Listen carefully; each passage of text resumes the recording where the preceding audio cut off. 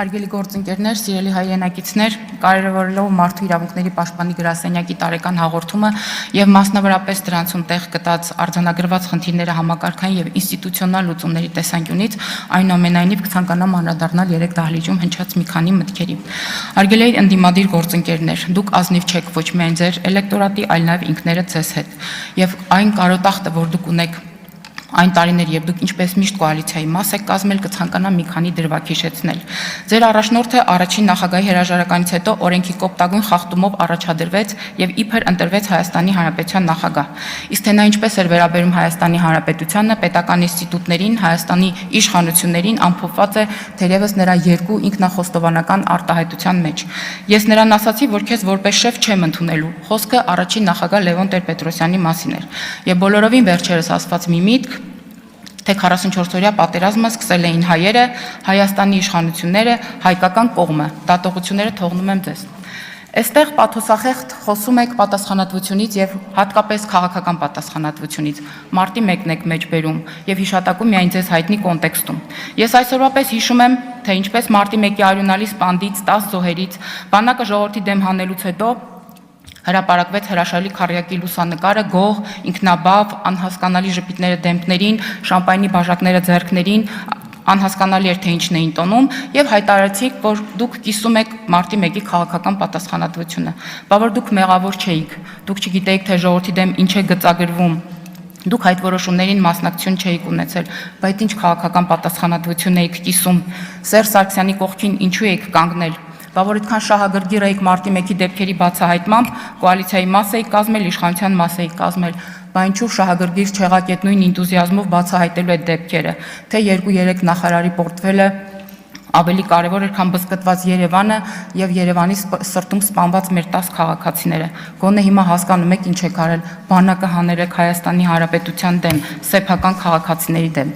Ասում եք մեր խեղճ ու կրակ պետականությունը, մեր պապերի ոսկորները, մեր ազգային իղձերը։ Նախ հանգիստ թողեք մեր եւ ձեր պապերի ոսկորները եւ մեր ազգային իղձերը։ Նախ մեր պետականությունը խեղճ ու կրակ չի, դա ձեր գնահատականն է։ Հետո մի հարց եմ ուզում տալ մի քաղաքական ուժի, ով միշտ եղել է կոալիցիայի մաս։ Բա ինչու է մեր երկիրը մինչեւ հիմա տենց խեղճ ու կրակ։ Այդ ինչ կրիտերիաներով եք չափել, այդ ինչ կրիտերիաներով եք աշխատել, թե տենց աչքաչափով գնահատականա տալիս եք։ Ավանդաբար կրթությունը,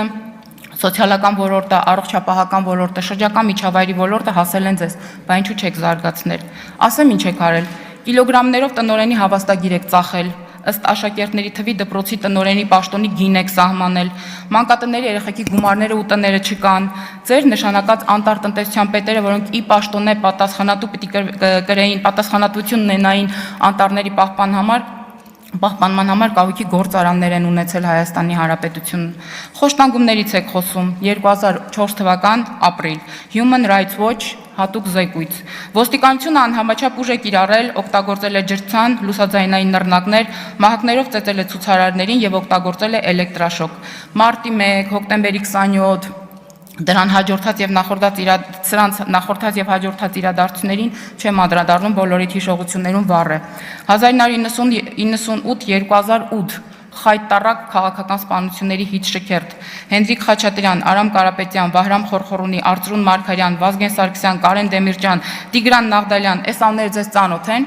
Եթե ծանոթ չեն, խնդրեմ մոտենակ կծանոթացնեմ, իսկ եթե ծանոթ են, ուրեմն իմ պնդումը ճիշտ է։ Դուք ձեր քաղաքական գործունեությունը հենում եք կիսաճշմարտությունների վրա։ Անընդհատ շահարկում եք հղի կնոջ մեքենայի տակ ընկնելու հանգամանքը։ Այս ողբերգությունով փորձում եք ձեր խոսքին քաղաքական կշիռտակ կամ էմոցիա դնել։ Հարգելիներս, դա դժբախտ պատահար է եղել, ցավալի ողբերգական իրադարձություն։ Եթե ես լինեի սովորական քաղաքացի եւ տեսնեի, թե ինչպես եք այստեղ խոսում այդ մասին, գուցե մտածեի երևի անկեղծ եք, այդպես պայքարում եք անարդարությունների դեմ եւ այլն եւ այլն։ Բայց ես կուզեի ձեզնից նույն ինտուզիազմով լսել ձեր թիմակից կուսակցական կարգին մարդ եւ սկզբունքային ղեկավար Հրաչ Մուրադյանի սպանության մասին։ Դասական քաղաքական սպանություններ, դասական քաղաքական սպանություն, ծպտուն չեք անել, ոչ այն ժամանակ, ոչ հիմա։ Մի անգամ ասացի նեղվել եք, մի անգամ էլ ասեմ էլի նեղվեք։ Հրանտ Մարգարյան, եթե Հայաստանի Հանրապետության իրավապահ համակարգը չպատժի նրան կպատժի Դաշնակցության Աստվածը։ Գեգամ Մանուկյան, պահանջում ենք արդար քննություն, այլապես դաշնակցականի ձեռքը չի դողա։ Կա այստեղ ասելու բան։ Եթե կա, եկեք ասեք, եթե չկա, ուրեմն այլ թեմաներից մի խոսեք։ Մի հիվանդություն կա է, անունը ամնեզիա է, հատկապես պատուհասում է այն մարդկանց, ովքեր տարիքով պայմանավորված որոշակի առողջական խնդիրներ են ունենում։ Դուք անդադ հիշատակում եք ձեր կուսակցության երկարամյա, 100-ամյա, 120-ամյա հետագիծը։ Ես մտածում եմ, որ այս հիվանդությունը թերևս ձեզ էլ է պատուհասել, եւ դուք նույն կերպ եք մտածում նաեւ Հայաստանի Հանրապետության քաղաքացիների մասին։ Մտածում եք հանրության հիշողությունը կարճ է, մեր քաղաքական գործողություններն էլ հենենք այս process-ի վրա։ Ցավում եմ, որ դուք Հայաստանի Հանրապետության պատմության մեջ շատ կարևոր տեղ ունեցած ազգային կուսակցությունը քաղաքական սուբյեկտից վերածել եք քաղաքական մասովկայի։ Վկայություն բերեմ։ Գյումրու քաղաքապետի ընտրություններին ձեր թիմակիցները նստված էին այսպես ասած ինագուրացիային, այնինչ դուք բազմիցս հայտարարել եք, թե դուք Գյումրիում թեկնածու չունեք եւ չեք առաջադրել։ Չկա մի զեկույց, մի նախագիծ, որ չխոսեք դպրոցի մասին, կրթության մասին, ուսուցչի մասին, ինչ խոսք գովելի է։ Իսկ ինչու չէիք խոսում այդ նույն ուսուցչի մասին, երբ նրան դարձրել էին ընտրակաշարք բաժանող, ընտրակեղծարար, արատավոր համակարգի մաս։ Լռում էիք, որտեղ համաձայն էիք, որտեղ ձեր շահն էլ էր սպասարկվում։ Լռում էիք, երբ հանրապետական տնօրենները եւ ոչ միայն վաստակաշատ ուսուցչին իր հանձնարարությունները չկատարելու համար ասում էր, այդ դիպլոմները կգցեմ զուգարանը, գնա ցուցակ բեր։ Լռում էիք, երբ ամեն անգամ ընտրությունից հետո զանգվածաբար ուսուցիչներին ազատում էին աշխատանքից։ Նույնիսկ եղել է դեպք, երբ դատավորը տեսնելով թե ինչ խնդիր է լուծում ուսուցիչը, իր գրպանից վճարել է տվյալ ուսուցչի փաստաբանի գումարը, բայց ասել է, որ չի կարող ապահովել բավարարել հայցը, քանի որ վերևից էին ասել։ Իսկ վերևից ասում էր մարզի բդեշխը, մարզպետը, կամ մի քիչ ավելի ներքև քաղաքապետը, ոնց որ հանրապետական կուսակցականներից մեկն էր ասում, պոլիփեդելի մերը լինի, պոլիփեդերի հետ, չգիտեմ, ինչ որ ասոցիացիան շատ է։ Հիմա մեր երեսով եք տալի 300 դպրոց եւ 500 մանկապարտեզ կառուցելու մեր ծրագիրը։ Դուք այդքան դուռ ու լուսամուտ, աթոռ չեք արել, այդքան պատուհան չեք փոխել, այդքան դասասենյակ չեք նորոգել, որքան մենք դպրոց ու մանկապարտեզ ենք կառուցում։ Լավ է, որ խոսում եք դուք լուրջ եք։ Ասում եք ոստիկանությունը վատն է, խոշտանգումներ կան, այո, վատն է, խոշտանգումներ կան։ Մենք այս մասին հայտարարում ենք, բայց ես կուզեի լսեի ձեզնից այն ժամանակ ոստիկանների գործունեության մասին եւ ոստիկանը կանգնում է շքամուտքում, որպիսի մարդը քաղաքացին ընտրակեղծարարը տաներ եւ ընտրակաշարքը բաժաներ, բայց ինչի չէիք խոսում։ Այդ նույն ոստիկաններին բարեփոխելու համար 1000 մի ծրագիր ենք անում։ Այսինքն, երբ որ ձեր շահերն են սպասարկում ոստիկանները լավն են, բայց երբ որ պետական ինստիտուտներն են պաշտպանում եւ հասարակական կարգը վատն են։ Եվ վերջում ասացիք, որ Հայաստանի Հանրապետությունում ժողովրդավարություն չկա։ Ուրեմն ավելի դիպուկ